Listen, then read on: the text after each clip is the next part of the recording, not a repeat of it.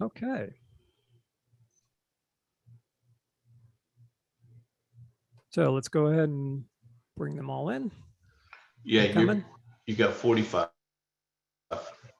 Yeah, they're all up.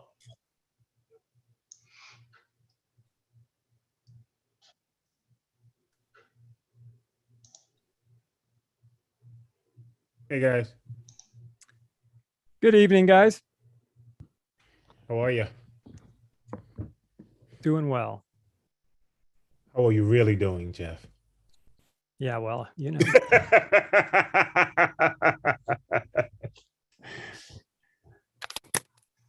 We're going to give it a few minutes before we delve into things, so just bear with us. No worries. Jeff, Yes. Munga, this is going to be recorded because some of us have training at 8, so we have to bolt like around 7:20, 7:30. Yes, absolutely. We can watch the recording, correct? It's actually being live streamed right now on YouTube, and it will also be available off of our YouTube channel Okay. after it's completed. So yeah. Okay, thanks. Thanks.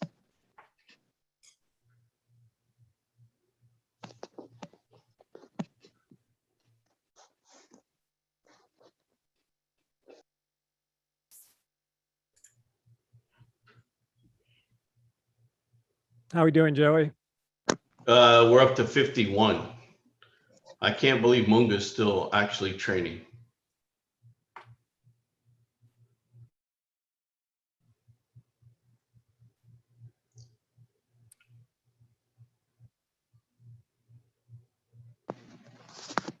Are you admitting him, Joe? Yeah, I'm going as fast as they're popping up. Perfect. You can start.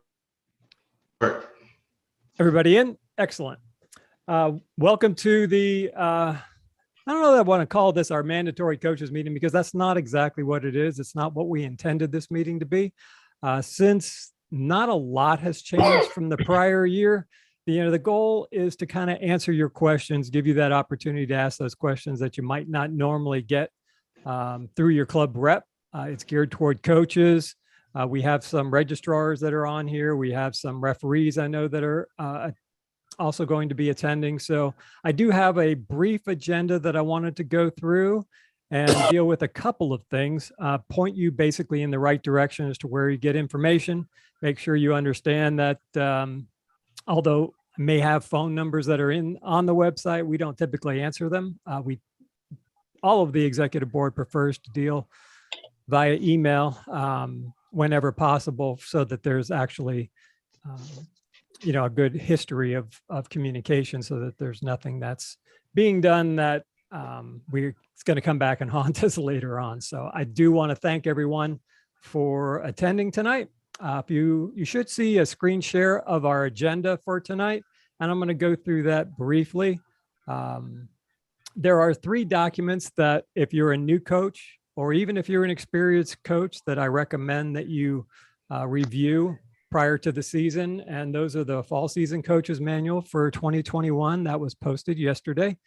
There are some modifications that we'll go through, and there's a registration and rostering video. That's kind of the same kind of a meeting that we did last year pre-COVID. A lot of that is due to the change that we're in now with using game specific rosters as opposed to just those generic NCR rosters. And the game card rostering PDF, which is kind of just a step-by-step with screen prints, information to, I guess it's a condensed version of the video. So all of those links are available on the website under the documents and forms section. So you don't need to write anything down that's on the agenda here tonight.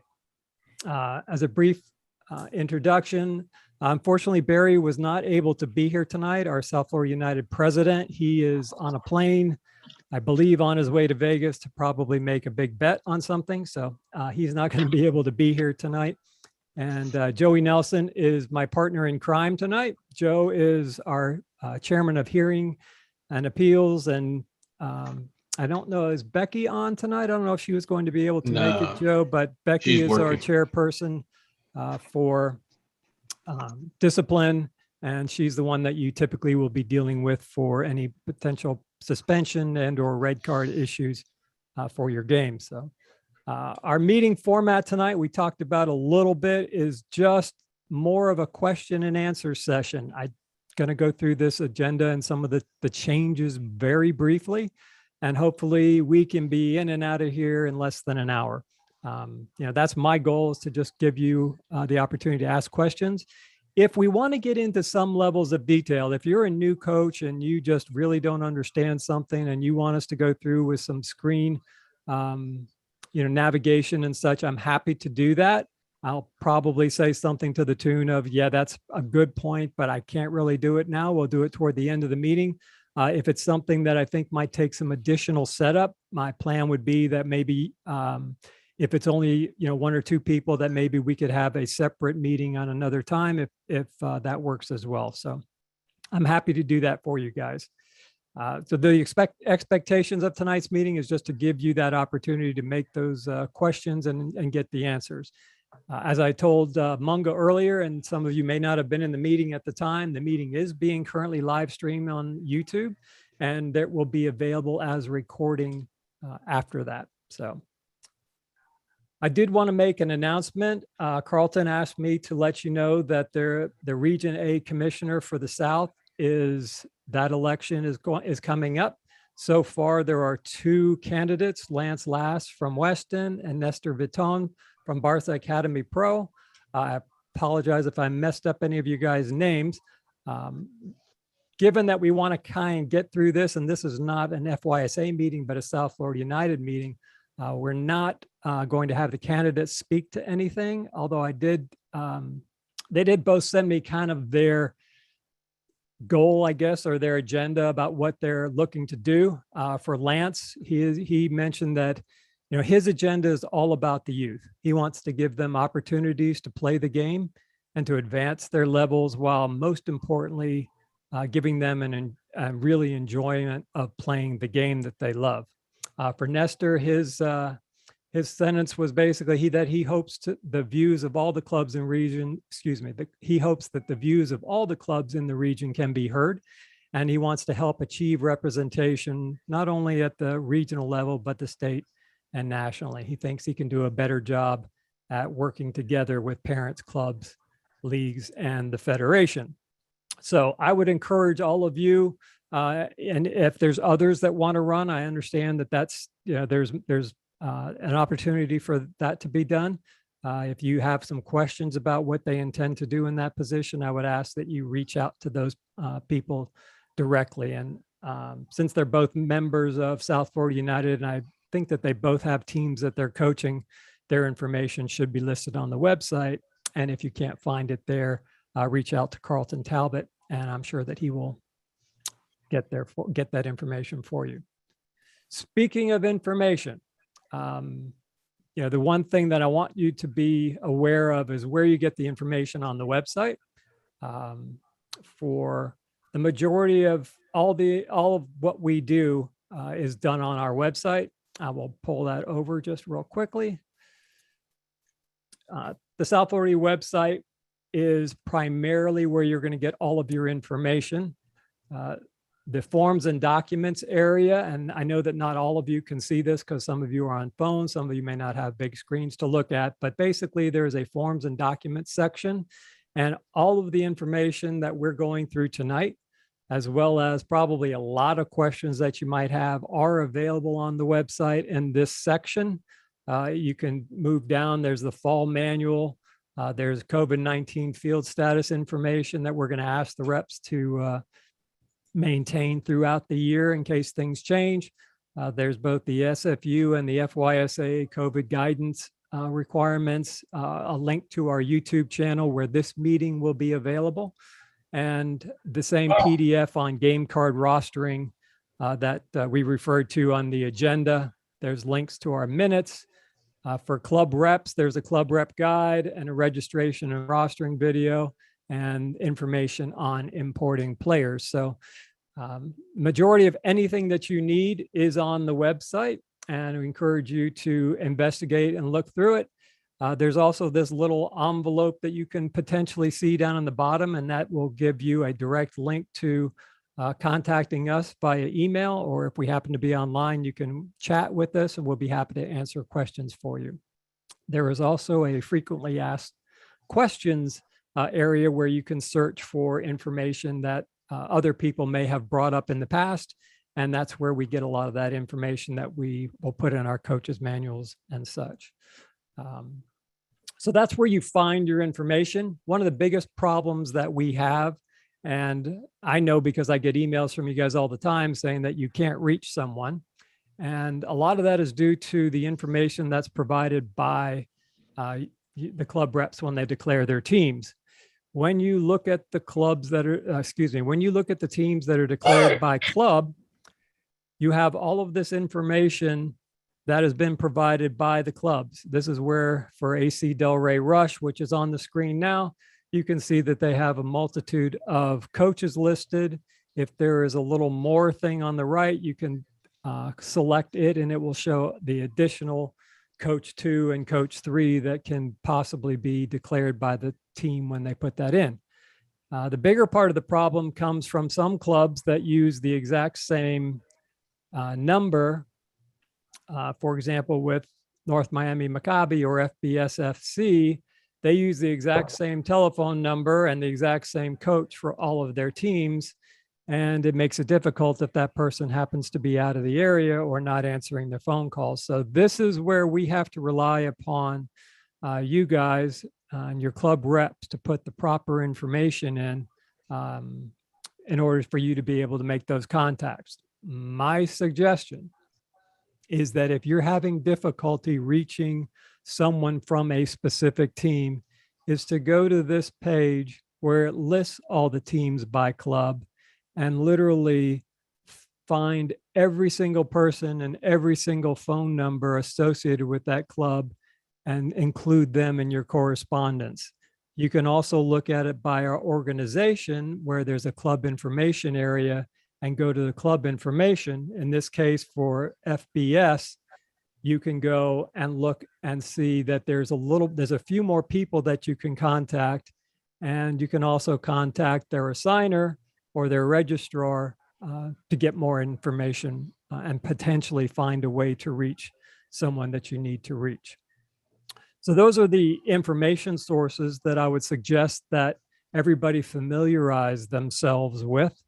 And hopefully I'm going to be sending out a notice to all the club reps shortly now that things are starting to settle down with our declarations to get them to go back in and to properly update their team information. They can go in at any time and update that. So hopefully they will do that now that those teams are starting to come together. We are have a couple of topics of interest that relate specifically to the fall season that we're getting ready to start this weekend.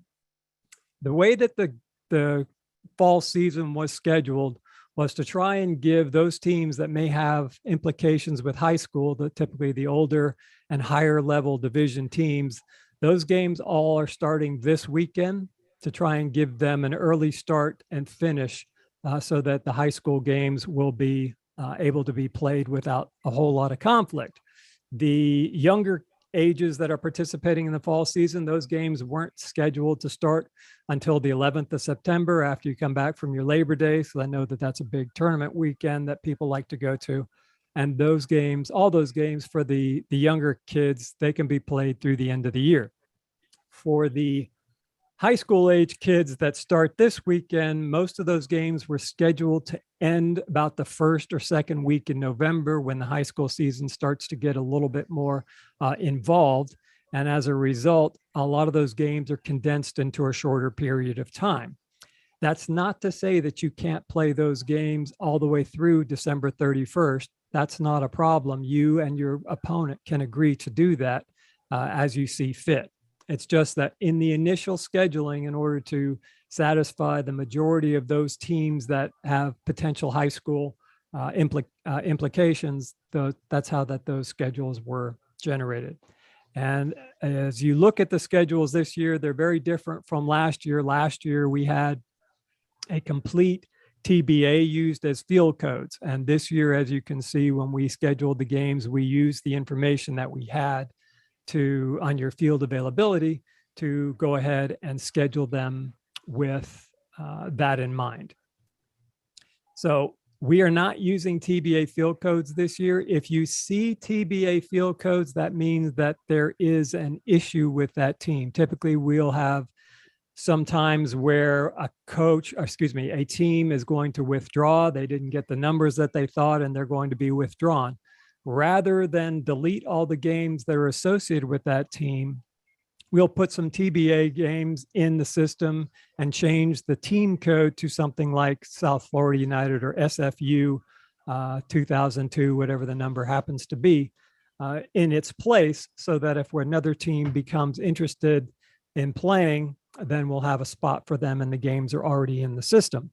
That is true for 3 divisions right now. So if any of you have a team in the boys under 10 Division I, we have a spot. We also have a spot in the girls under 14 Division II, and we have a spot in the girls high school division. So any teams that would like to enter and join in our fall season in any of those 3 divisions would not be facing the $500 late ad fee. If you have teams that you want to get in and you just, you totally screwed up and you need them to get in, we can potentially add them depending upon the division that they're interested in if we have space, but there is a $500 late fee at this point. In talking about this, I talked a little bit about the scheduling paradigm. I want to go back to the TBA thing. There are some potential issues with some teams that might have a TBA that has nothing to do with it being a game holding place for a team that's coming in. What that is typically done is that a team ran out of field space on their specific availability. Take, for example, maybe it's a club like Hollywood that only has fields available on one specific day, and the only time that we could make the game work against a specific opponent happened to be on a Sunday. In that case, we would put the game on that Sunday and give them a TBA code, which would force that club to find a field on that specific day or work with the opponent to play on another day. So you might see a few of those, but they're going to be a handful. TBA in this circumstance does not mean schedule the game whenever you want to. It means that that game the onus is on the home team to solve that specific game. During the fall season, which traditionally used to be the early season, we typically have a lot of problems with weather. Usually they're hurricane related. When that does occur, when there's weather anomalies that happen, if the South Florida United has come out and said, hey, all games due to a hurricane warning are postponed for this weekend, those specific games obviously would be some that would need to be rescheduled. We will reschedule them. This is not like the last year in COVID, even though we're obviously still under some COVIDs. The reason for a lot of the COVID restrictions that the league used last year was due to fields being closed. As long as fields are available and open, games are going to be played this year. Games do need to be played according to the schedule. You need to come to agreement with an opponent if you want to change a date. We have finished or finalizing the free change period for teams to modify their own home games, times, and field codes. There are a couple due to some last minute changes to some games. We've had some teams that have come in and filled other slots, not the 3 that I mentioned earlier, but some of the teams that have come in are still working on some field changes. So over the next couple of days, you might still see some game changes that are going to be automatically approved by us. They will not impact this coming weekend, and they will not impact, the first impact weekend would be September 11th. So for the younger kids, there's still some field changes that are being automatically approved. For the older kids, there are some field changes that may occur for this coming weekend, but those would be things that those individual teams would have been warned about in advance. As far as COVID this year, let me see if I can bring up our coaches manual for this section. The change that we're going to be using with COVID and to eliminate COVID excuses. I know that a lot of the complaints that we got last year were COVID excuses, where teams wanted to avoid other teams. And so they would claim that they had COVID in order to either push a game back, to go to a tournament, whatever it was. Because we didn't have a requirement that all games be played, but it was more try and get the games in. We had a lot of COVID excuses. Well, that's going to be eliminated. Similar to the non-COVID years, during the first week, we've already done our home field, quote, free game change period. So that is over. Now that that free change period has expired, all of our schedule changes are reverting to requiring approval of both sides. This will be from time changes as well as field changes. We are not using those TBA sites, as I just went through. And again, if there is a TBA code, it's the responsibility of the home team to get that worked out. Remember, this past year, we did not require all the games to be played due to COVID. That's not the case for this year. All the scheduled games must be played. Forfeits may result in the normal fines. If we have some additional outbreak and we need to readopt a modified COVID or some other position, it's going to be in line with our published COVID policy. Last year, toward the end of the season, as a result of the COVID excuses, South Florida United adopted the following policy, and it's in bold here. For those of you, it might be a little too small to read. It says that any team that can't play due to COVID will not be allowed to play any South Florida United games for 10 days after that missed game. So if you miss a game today, you're not going to be able to play a South Florida United game for 10 days. And any games within that window will be forfeited unless you can get those games in that window to be rescheduled with your opponent. It's not on the opponent to reschedule it. So my suggestion is to make sure that you do everything you can to keep your teams safe. The games will not just be dropped from the calendar as they were last year. Obviously, there can be situations that are beyond your guys' control. Well, we're not heart of heart in that regard, and a case-by-case consideration will be looked at by the league. The idea is to try and eliminate as many excuses as possible to try and give you every opportunity to play your games. We would certainly probably be more amenable to those case-by-case basis on the younger kids that aren't able to be vaccinated and such, but on the older age groups, I think that our policy is going to be fairly strictly enforced. We have published those game day rules as they relate to COVID-19. Those are the links that I've talked about. They're in the bottom. They're on that document section of the website. They're also listed in the first section of the agenda that I will also have available for you. And these are the same as they were during COVID. There's not really a major change to that. So those are the changes that we're talking and dealing with from the COVID season. Now let me get back and try and bring up your agenda again.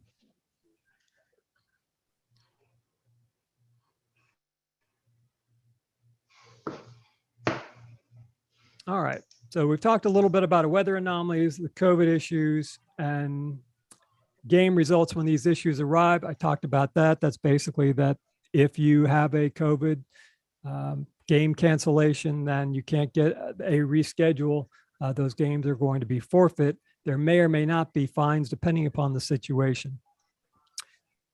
Right now, I know that everybody, especially those that actually have games this weekend, are scrambling to figure out how to get their teams rostered properly. Join the club. I know that there are a lot of people that are having those problems. The transition from GOT soccer to GOT sport has not been an easy one. I know that many of the registrars have been on the phone with FYSA. I have too. I've had multiple conversations with Joel. And part of the problem is that when you are registering your players now, a lot of them are having a new number from the years past that you can't change, and you can't create a specific number that matches the one in the past. What you may see when you go to do your team registration with South Florida United is you may see some incorrect information when you put in the new pass number when you're registering your players with us. I'm going to take a little bit of time as we get through some of the material and go through that for you. But I did want to stop briefly and see if anybody has any specific questions about some of the things that we've covered so far. If you can either throw up a hand, something in chat to Joey. I'll give you just a minute or so before we bring up this other information.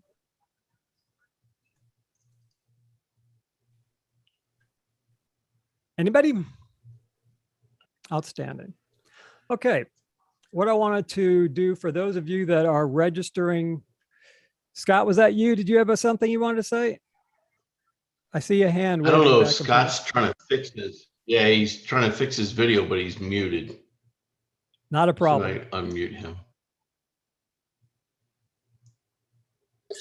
Hi, can you hear me? Hi, Scott. Yeah, I can hear you. One of the things that we've been discussing with our director and my coach is, I mean, a 12-game schedule for high school is a pretty heavy schedule to try to get in 2 months. It is pretty hard to rambling. get in 2 months, Scott. The thing is, remember, although it's been scheduled that way, you can run through December 31st. Okay, because that was our big concern, because I know like this weekend we had to move games because this weekend is also an SAT test weekend. Right. So, and we were able to get the game moved, so that was not a big deal. But exactly. I was It's just going to be concerned tough. about getting games in, getting the rest of the games in. You may have come in a little bit late, but yeah, that is the case. We scheduled them condensed, and you can play 2 games in the same day. You can play 2 games a weekend, to get games in, but you can also schedule games all the way through the end of the year. And that's, some people would prefer doing that. We just didn't do that for some of the high school age kids. We tried to do it more so with the girls because there's a bigger percentage of the girls that play on their high school teams than with the boys. We did it also primarily for the Division I level teams in those ages and not so much the divisions 2 and 3, because again, the majority of those players may not be on their high school team. We tried to do the best job that we could to get, to make it easier for you guys to just push the games that you need to push and work with it from that standpoint. The biggest problem that we typically see is that everybody wants to push every game every weekend for, procrastination purposes.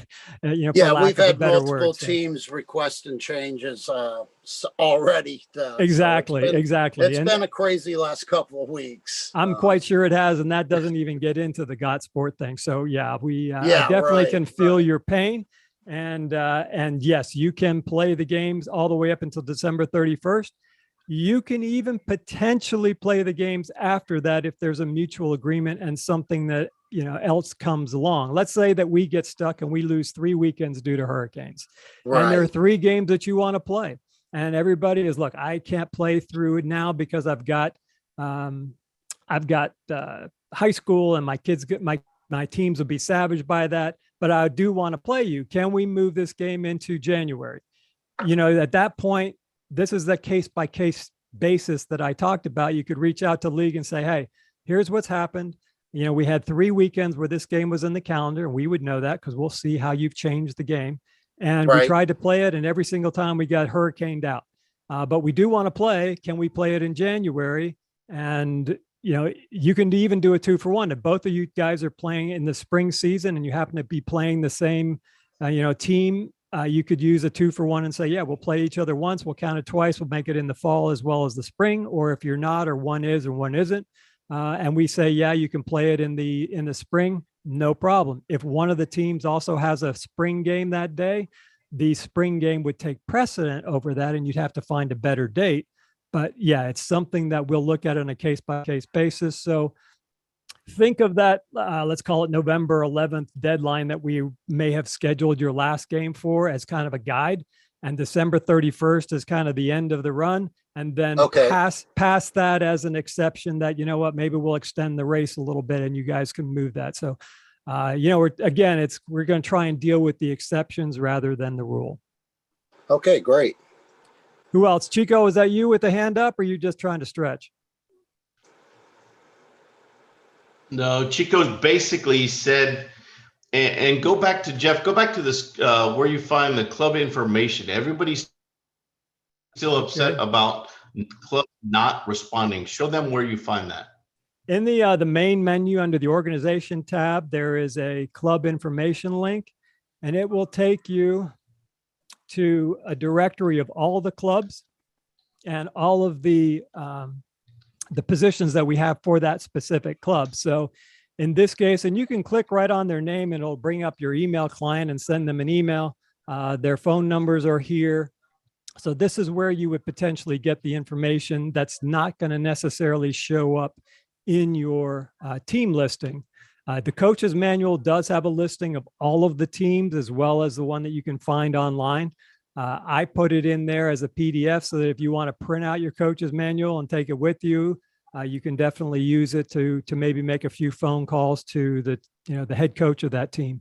But again, it would be kind of a waste of paper for us to print them out because they change. I mean, I'm hoping that they're going to change quite a bit, as some of these reps maybe get embarrassed when I've showed their screen and see that there's 16 teams and there's one phone number, because either that person better be sitting there answering the phone or there's going to be a lot of complaints.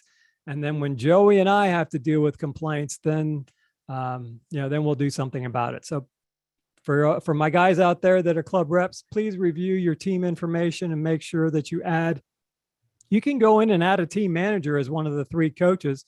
There's nothing wrong with doing that, and it definitely helps us out. Other questions?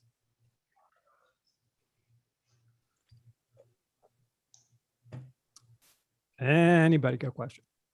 All right. The one last thing that I did want to cover was this whole issue with registering your players.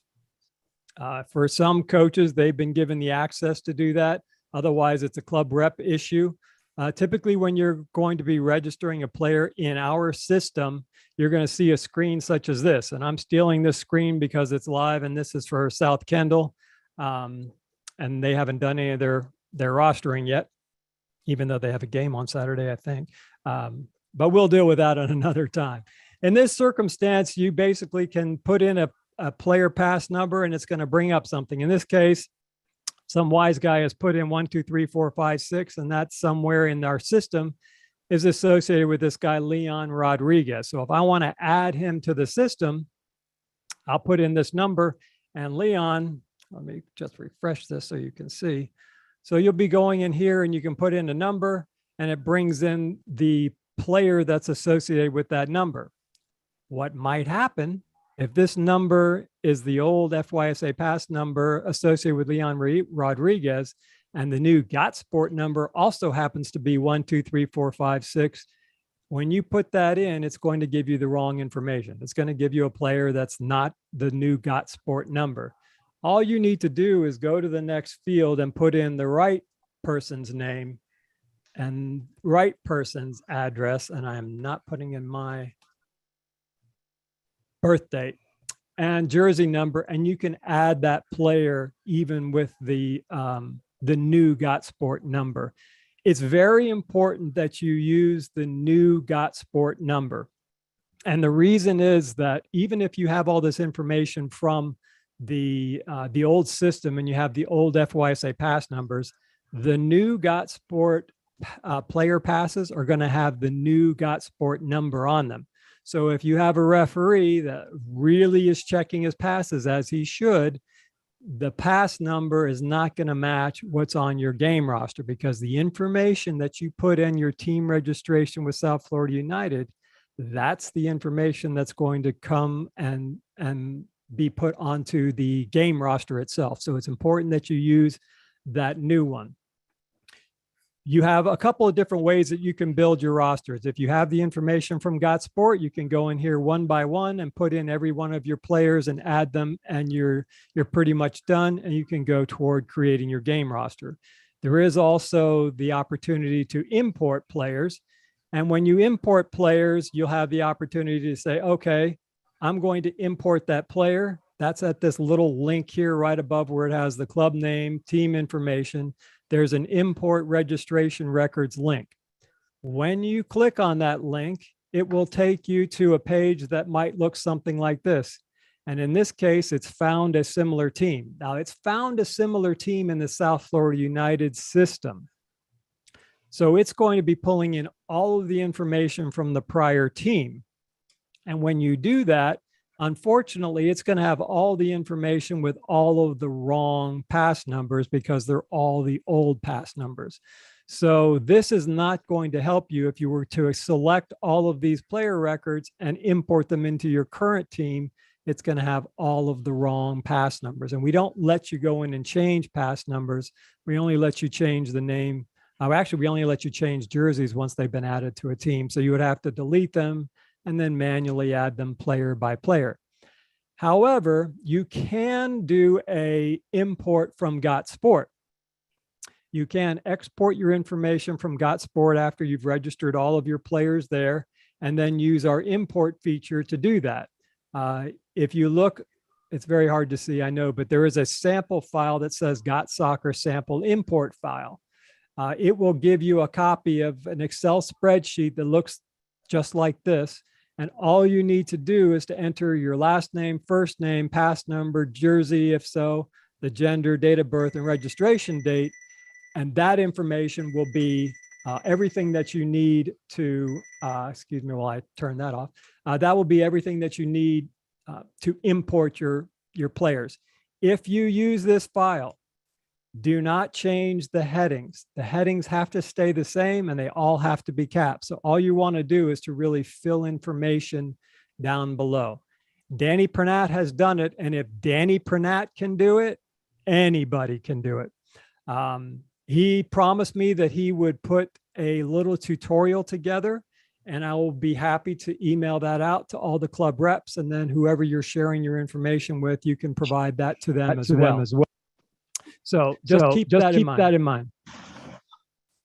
Let's see. All right. So when you do that, you're going to choose a file, upload that CSV file, and it will prepare your roster, or will give you an option that you can put in all those players. You'll get this same type of a screen, but you'll have a whole list of other players that are up at the top. Just make sure that you select the players to import from that file that are using the new .sport numbers. Once you've done that, you'll get to be able to create your game cards, and creating game cards is no different than the year before. You select whatever game card you want, and it will allow you to, it will bring in the head coach. You can add them here. You can import your players. They'll all show up here. Again, I'm using a team that hasn't put any players in yet because it's live, and I don't want to really mess with that at this point. So everything is the same as last year, with the exception of that we do need to use the new GotSport player pass numbers, and there is a revision in the import process. So that's really all the information that I wanted to cover. I'm here now to answer any of your questions. For those that are out there, just let me know, raise your hand. You can reach out to Joe in the chat. If you have a question that you want me to address, we'll give you that opportunity now. Yeah, if I got one in the typed questionnaires, but I don't know if we want to answer it. In the GotSport platform, we have virtual passes available. We'll be able to use those for games. That's a good question. Excellent question. I don't know if FYSA, I don't know if Carlton's on. We don't, as a league. I don't know if FYSA. If FYSA allows it, we currently do not as the South Florida United. So no, we are not accepting electronic passes. And that is in our coach's manual, that we do not accept electronic passes. So virtual or electronic passes are not acceptable in South Florida United games. There's a whole other problem with passes with FYSA right now. Part of that problem is that verification is an issue. You as a registrar can actually right now go in, enter a player that's not been birth verified, put them on a team, print a pass, and nobody knows whether they're verified or not because there is no designation on player passes anymore for verified and unverified. They're aware of it. Got Sport apparently promised and told and swore to Joel, who I spoke with specifically about this, that it was that you couldn't print a pass unless they were verified. And that's just not true. So they've acknowledged there's a problem. They said that they're going to have it fixed. I can't make any promises on their behalf. I'm just letting you know what I've been told is that right now, the onus is on the clubs to make sure that the players are birth verified before they place them on any game roster. Playing an unverified player is akin to playing an illegal player, and you are subject to major potential sanctions. Lewis, I see you waving your hand, but you need to take yourself off mute. Okay, Yes. number one, virtual passes are not acceptable in FYSA as well. Perfect. Thank you, Lou, for that clarification. Number two, this thing with the new platform written by people who obviously knew nothing about soccer, just to make us all crazy. But are you sure there's no short way to? I put my players in South Florida United. Mm-hmm. Okay. Thank God I only got 2 teams in for this season. I can't just take out the take out the old numbers and just put in new numbers. No, the only thing you can change on the team registration is the jersey number, but you can easily remove all the players and then import them from the Got Sport. That's something you definitely can do. There is another problem with that because we noticed when we uploaded, some of the players didn't get a new number. That Danny has figured out. Apparently, in order to get the new number, you have to make sure that they are not listed under Got Soccer Client and they're listed under USYS. That will be, make sure you put them under USYS and then all those numbers will show up. Okay. And the numbers now are 8 characters. I couldn't tell you. Like I said, unfortunately, I'm not a registrar, so I really don't have even access to that information. And the club that I do work with doesn't have any players currently, so I haven't really seen the new. Well, you could come over and help me then. No, I don't think that's Plenty of really time, something Danny Pranat is the king. In fact, I told him this Let me tonight. tell I you, said, I'm going to Danny send Bernard everybody used over to to be the Danny. registrar. Yes, he did. Yes, Okay, he did. he used to be the registrar, and he's very much up to date on all of this. He is, and he did promise to give me a step-by-step guide for you guys with pictures for you, Lou.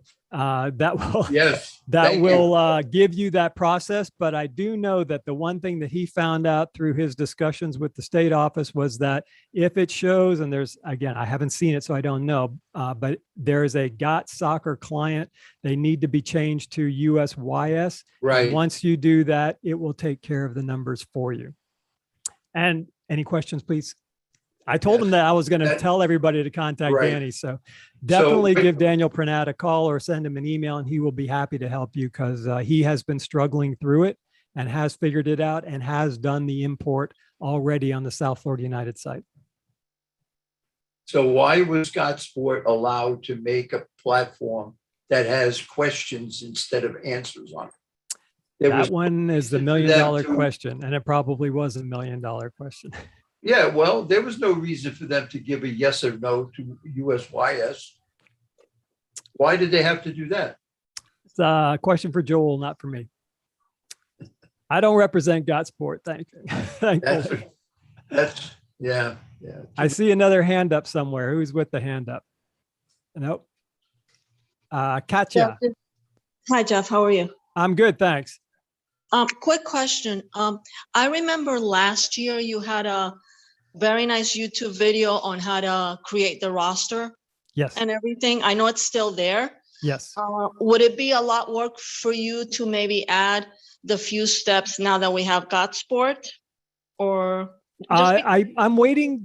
Like I said, I just was talking with Lou. Those steps really haven't changed other than the numbers have to be the new numbers. I'm going to try and put something together that will allow for that import. But again, right now I've got to get that information from Danny. So yeah, I will definitely see about trying to make some enhanced version of that.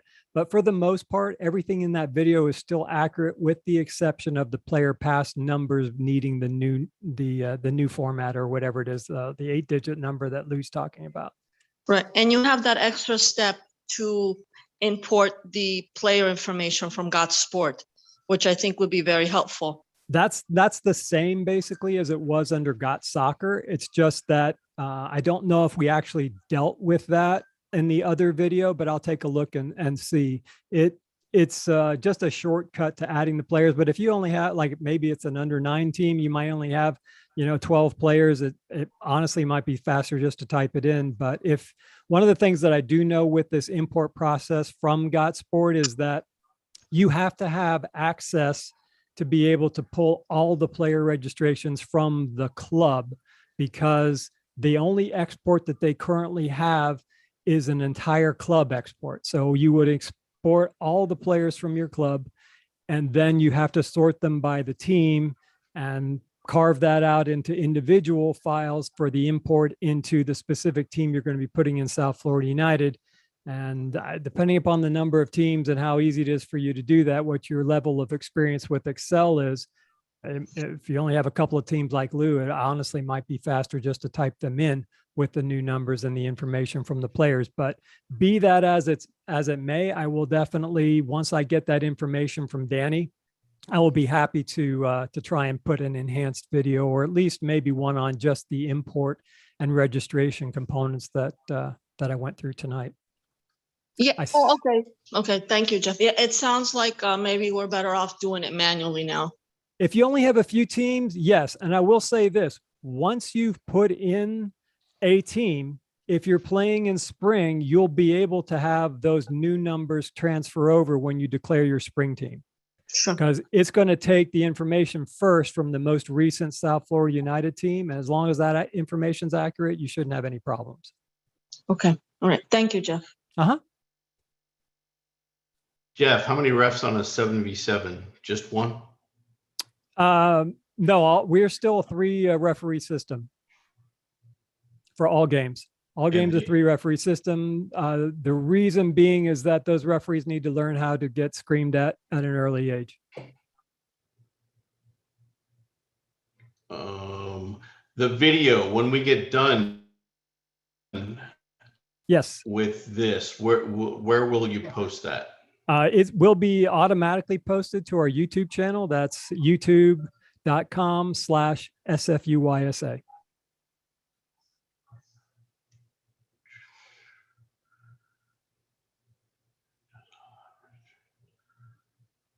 Okay, for the questions with people that have, we have a couple that are new to this and new team parents. So number one, thank you for stepping up. The first questions that you have about registering players have to go to your team registrar. If you don't know who your team registrar is, you need to go through your coach to your director or your director of coaching, find out who the registrar is for your club, and ask the questions about your players directly to the registrar of your club first. And to follow up on that as well, if you're new and this is the first time doing it, there are, and this is actually listed in our coach's manual under registration and rostering. What happens is that first you have to register your players to participate in FYSA. And that is what you do through your local registrar. And your registrar will collect all the birth documents, and there's a whole process involved in creating that player with FYSA. That's how you get your player passes and all that other information. Once that is done, then you will also register your players to a specific team in South Florida United. To do that, those are those screens that I kind of went through tonight. And that's some of the things that we've talked about in terms of whether it's being imported or whether you want to manually put them in. You have that option. That's assuming that your club wants to grant you that access. In order to do these things that we've shown you tonight, your club representative has to provide you a link and they have to provide you a passcode in order to do that. And some club reps will not do that because they don't want you to screw it up. And some will be more than happy to let you do it to take some of the work off of their plate. And that's where you kind of need to review the registration and rostering video that we just talked about with Katja. And there's the registration and rostering PDF and that information that's in the coach's manual. So you register your players with FYSA. That's where you get your player passes. And then you create a team and register those players on our website, which is how you get your players populated onto the game rosters.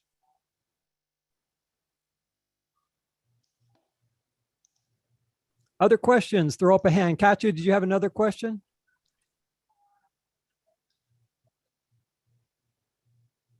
Tiffany, did you have a question or were you waving it? Okay, thanks, Katja. I think I don't know how to not have my hand up. So No, just ignore it. I have to lower it. I think it's okay. one that we have to do. So Okay, thank you. Joey's falling down on the job. He can only do one thing at a time. Yeah, people keep bouncing in and out. Yes, Tiffany, go ahead. Tiffany, you have a question. Tiffany, hold on. Let me unmute you. There you go. Can you hear me? Yes, we can. Okay. Yeah, I feel got you like- now. Thank you. I feel like this might be a stupid question, but if you said that I'm new to all this, if there's 3 refs, am I just bringing money for one ref? Like I was told, like you bring $70 for the ref, but if there's 3, is that wrong? No, the referee fees are in the coach's manual. Each team brings half of the total. Total. and So if it's right, Okay. you'll see it. You'll see it on the coach's manual. Let me see if I can bring that up for you.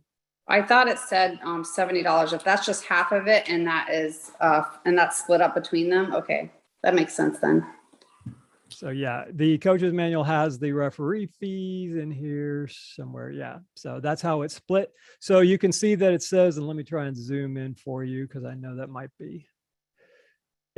So here's the referee fees for the 9s and 10s. The 70 you're talking about would be a U15 and up team.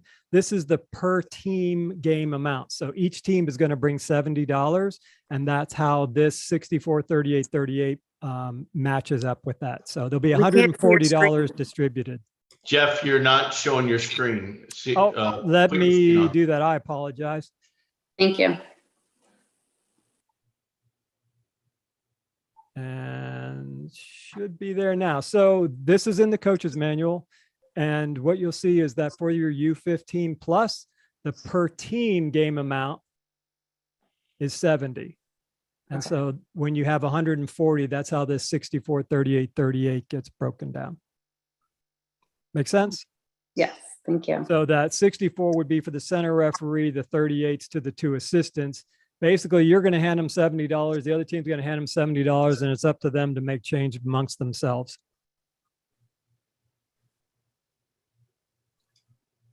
Anybody else have questions? If you're not on video, you can probably throw up a hand and we'll try and get to you.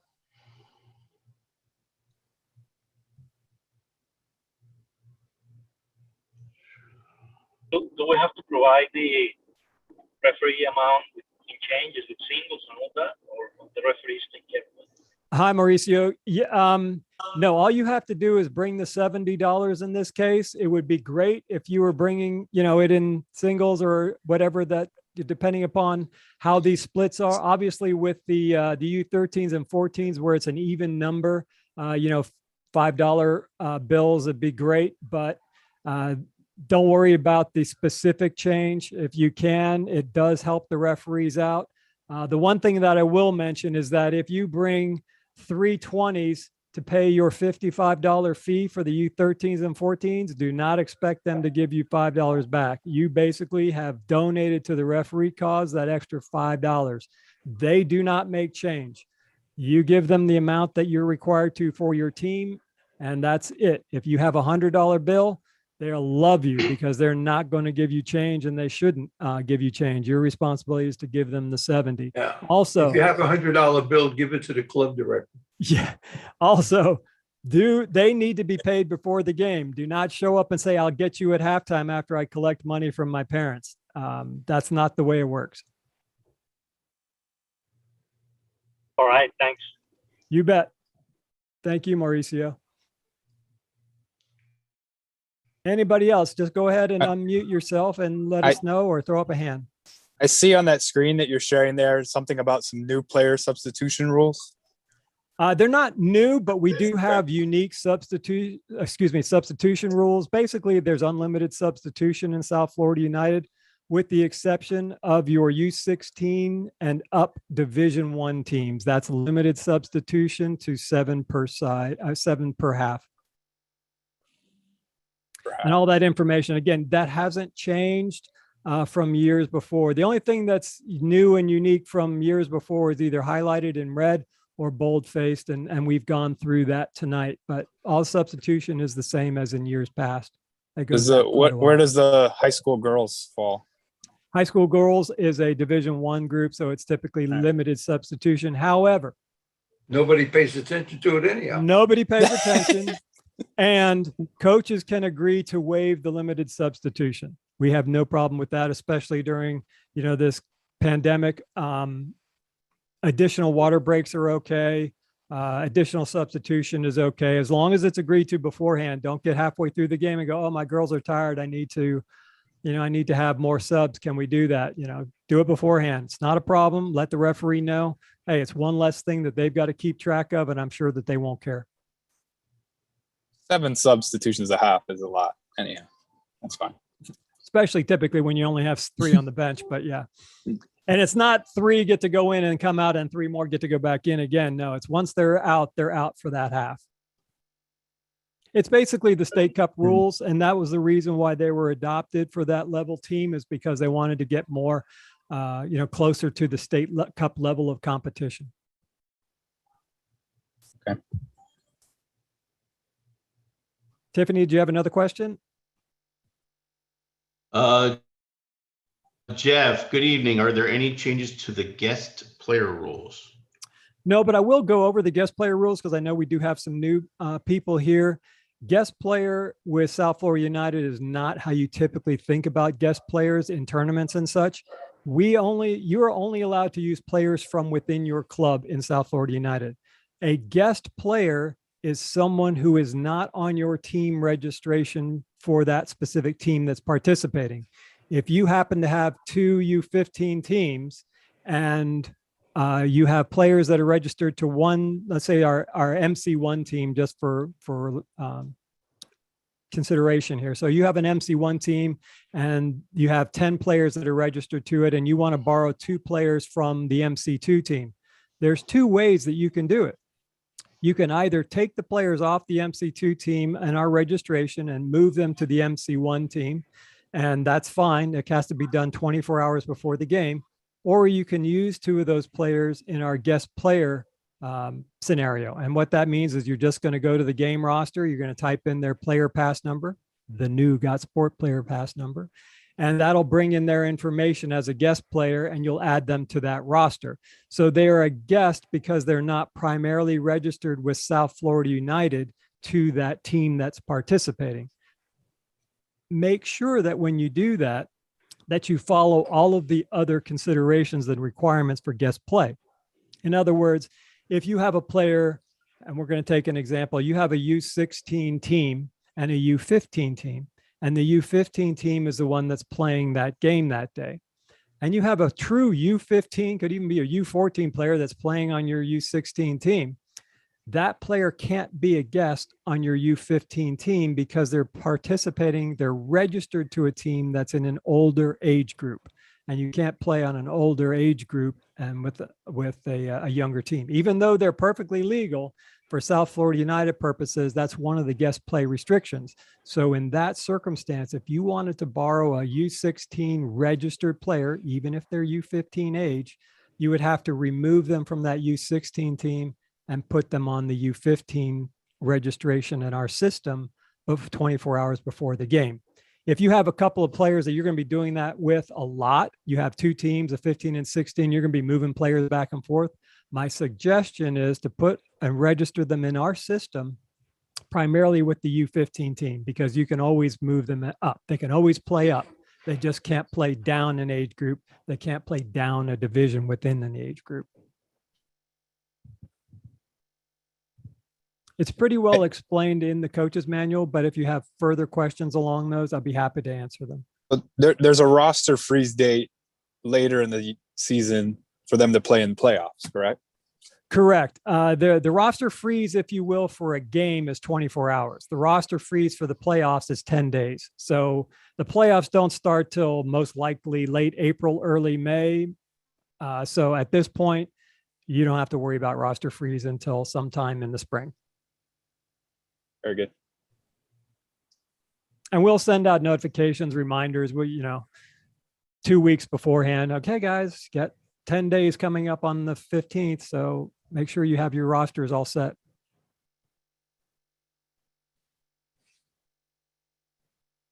All right, I believe that's, unless anybody else raised their hands, that's all the questions that I have. Okay, give you guys 2 more minutes, and then we'll say thanks again, and hope you guys have a great evening. Anybody else? If you have a question that you think of after this and you want, shoot me an email. I'm really good with emails. I pretty much will not answer your phone unless you're in my contacts. So unfortunately, we have, or fortunately, we have 500 teams in our fall season, more than 500 teams in our fall season. And between 500 teams with, let's say, an average of 15 players, I mean, you're looking at thousands of people that potentially could be getting in touch with us. I'm happy to answer the questions, but email is easier because it's asynchronous for me, and I usually have a million things going on at once. Quick question. You mentioned that if a club is not responding to emails, repeated emails for scheduling, that we could maybe elevate that to one of you. Who should we send that to? I would say that if they're not responding to emails, you still have a few steps that you need to take. You need to email not just the one person that maybe you have been emailing, but every single person affiliated with that club, from every single coach for every single team of that club to every single person that's listed in the club information guide. And then you need to use your telephone and text or call every single one of those people. If you've done all that and nobody is still responding, then yes, send us an email. If you haven't done all that, that's the first question you're going to get from me is, have you done this, this, this, and this? And most of the time, they haven't. Yeah. And the email to whom? You can send it to jkersner at sfuysa.com. I'll get it that way. Our emails are listed on the website under the executive board section. Again, that's under the administrative tab. So you repeat the name, please? It's Jay Kersner. Just check the administrative tab under the organization section, the executive board tab. You'll see we have these lovely pictures of ourselves. But yeah. All right. Thank you. And there's a little email icon that you can click on and send us an email directly out of your program that you have. Right. Thanks. You bet, Mauricio. Anybody else? Once again, reach out to Carlton if you have any questions about the Region A South Commissioner position, and or those people directly if you have an interest. They ask that we mentioned that that's coming up. Outstanding. Thanks again, everyone. I appreciate your attention. And if there's, again, anything else you want us to follow up on, we'd be more than happy to do that. Y'all take care and have a great evening. Thank you, Jeff.